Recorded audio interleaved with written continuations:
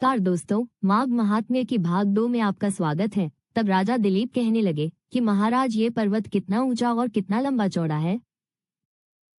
तब वशिष्ठ जी कहने लगे कि 36 योजन, 1 योजन 4 कोस का होता है। ऊंचा ऊपर चोटी में 10 योजन चौड़ा और नीचे 16 योजन चौड़ा है, जो हरी, चंदन, आम, मदार, देवदार और अर्जुन के वृक्षों से सुशोभित है। दुर्भिक्ष से दुखी होकर इस सुंदर पर्वत को और फल फूलों से परिपूर्ण देखकर भरेगु वहीं रहने लगे और यहाँ पर कंदराओं, वनों और उपवनों में बहुत दिनों तक तप करते रहे। इस प्रकार जब भरेगु ऋषि वहाँ पर अपने आश्रम पर रहे थे, एक विद्याधर अपनी पत्नी सहित उतरा। वो अत्यंत दुखी थे। उन्होंने भरेगु ऋषि को प्रणाम किया और ऋषि ने बड़े मीठे स्वर में उनसे कहा कि हे विद्याधर, तुम बड़े दुखी दिखाई देते हो, इसका क्या कारण है? तब विद्याधर कहने लगा कि महाराज, पुण्य के फल को पाकर स्वर्ग पाकर भी मेरा मुख व्याघ्र जैसा है, यही कारण मेरे दुख और अशांति का है। न जाने किस पाप का फल है। मेरे चित्त की व्याकुलता का दूसरा कारण भी सुनिए।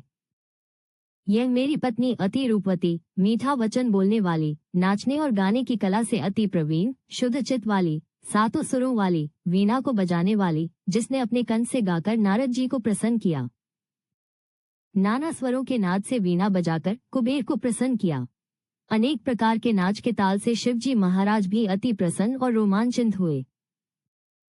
शील, उदारता, रूप तथा यौवन में स्वर्ग की कोई अप्सरा भी इस जैसी नहीं है।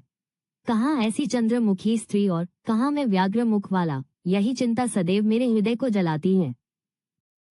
विद्याधर के ऐसे वचन सुनकर तीनों लोकों की बात जानने वाले तथा दिव्य दृष्टि वाले ऋषि कहने लगे कि हे विद्याधर, कर्मों के विचित्र फलों को प्राप्त होकर ज्ञानी पुरुष भी मोह को प्राप्त हो जाते हैं। मक्खी के पैर जितना विष भी प्राण लेने वाला हो जाता है। छोटे पापों का फल भी अत्यंत दुखदायी हो जाता है। तुमने माघ मास की एकादशी का व्रत करके द्वादशी न आने तक शरीर में तेल लगाया, इसी पाप कर्म से व्याघ्र हुए।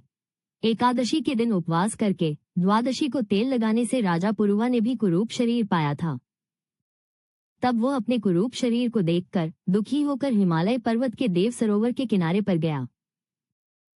प्रीति पूर्वक शुद्ध स्नान कर कुशा के आसन पर बैठकर भगवान कमल नेत्र, शंख, चक्र, गदा, पद्म को धारण करने वाले पीताम्बर पहने वनमाला धारण किए हुए विष्णु का चिंतन करते राजा पुरुवा ने 3 मास तक निराहार रह भगवान का चिंतन किया। इस प्रकार 7 जन्मों में प्रसन्न होने वाले भगवान राजा के 3 महीने के तप से ही अति प्रसन्न हो गए और माघ की शुक्ल पक्ष की एकादशी को प्रसन्न होकर भगवान ने अपने शंख के जल से राजा को पवित्र किया। भगवान ने उसके तेल लगाने की बात याद दिलाकर सुंदर देवताओं का स्वरूप दिया, जिसको देखकर उर्वशी भी उसको चाहने लगी और राजा कृतकृत्य होकर अपनी पुरी को चला गया। भृगु ऋषि कहने लगे कि हे विद्याधर, इसलिए तुम क्यों दुखी होते हो? यदि तुम अपना ये राक्षसी रूप छोड़ना चाहते हो तो मेरा कहना मानकर जल्दी ही पापों को नष्ट करने वाली हेमकूट नदी में माघ में स्नान करो, जहाँ पर ऋषि सिद्ध देवता निवास करते हैं। अब मैं इसकी विधि बतलाता हूँ। तुम्हारे भाग्य से माघ मास आज से 5वें दिन ही आने वाला है। पौष शुक्ला एकादशी से इस व्रत को आरंभ करो। भूमि में सोना, जितेंद्रिय रहकर दिन भर स्नान करके महीना भर निराहार रहो। सब भोगों को त्याग कर तीनों समय भगवान विष्णु का पूजन करो। जब तुम द्वादशी को पूजोगे, शिवजी स्तोत्र और मंत्रों से पूजन करोगे तो तुम्हारा मुख देखकर सभी चकित हो जाएंगे और तुम अपनी पत्नी के साथ सुखपूर्वक क्रीड़ा करोगे। माघ मास के प्रभाव को जानकर सदा माघ में स्नान करो। पाप और दरिद्रता से बचने के लिए मनुष्य को सदा यत्न से माघ मास का स्नान करना चाहिए। स्नान करने वाला इस लोक तथा परलोक में सुखी हो जाता है। वशिष्ठ जी कहते हैं कि हे दिलीप, भृगु जी के यह वचन सुनकर वह विद्याधर अपनी स्त्री सहित उसी स्थान पर पर्वत के झरने में माघ मास का स्नान करता रहा और उसके प्रभाव से उसका मुख देव सदृश हो गया और वह मणिग्रीव पर्वत पर आनंद से रहने लगे और भृगु जी भी नियम की समाप्ति पर शिष्यों सहित इक्ष्वाना नदी के तट पर आ गए। श्री वशिष्ठ जी कहने लगे कि हे राजन, अब मैं माघ के उस महात्म्य को कहता हूँ जो कार्तवीर्यों के पूछने पर दत्तात्रेय जी ने कहा था।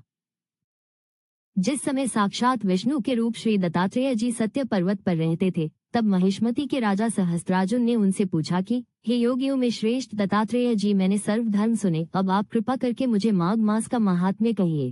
जी बोले, जो नारद जी से ब्रह्मा जी ने कहा था वही माघ महात्म्य मैं तुमसे कहता हूँ। इस कर्म भूमि भारत में जन्म लेकर जिसने माघ स्नान नहीं किया, उसका जन्म निष्फल गया। भगवान की प्रसन्नता, पापों के नाश और स्वर्ग की प्राप्ति के लिए माघ स्नान अवश्य करना चाहिए। यदि यह पुष्ट शुद्ध शरीर माघ स्नान के बिना ही रह जाए तो इसकी रक्षा करने से क्या लाभ। जल में बुलबुले के समान, मधुमक्खी जैसे तुच्छ जंतु के समान ये शरीर माघ स्नान के बिना मरण समान है। विष्णु भगवान का पूजा न करने वाला ब्राह्मण, बिना दक्षिणा के श्राद्ध, ब्राह्मण रहित क्षेत्र, आचार रहित कुल, ये सब नाश के बराबर हैं। गर्व से धर्म का, क्रोध से तप का, गुरुजनों की सेवा न करने से स्त्रीत्व तथा ब्रह्मचारी, बिना जली अग्नि के हवन और बिना सच्ची भक्ति का नाश हो जाता है। जीविका के लिए कहने वाली कथा, अपने लिए बनाए हुए भोजन की क्रिया, शूद्र से भिक्षा लेकर किया हुआ यज्ञ तथा कंजूस का धन, ये सब नाश के कारण है। बिना अभ्यास और आलस्य वाली विद्या, असत्य वाणी, विरोध करने वाला राजा, जीविका के लिए तीर्थ यात्रा, जीविका के लिए व्रत, संदेह युक्त मंत्र का जप, व्यग्रचित होकर जप करना, वेद न जानने वाले को दान देना, संसार में नास्तिक मत ग्रहण करना, श्रद्धा बिना धार्मिक क्रिया, ये सब व्यर्थ हैं। और जिस तरह दरिद्री का जीना व्यर्थ है, उसी तरह माघ स्नान के बिना मनुष्य का जीना व्यर्थ है।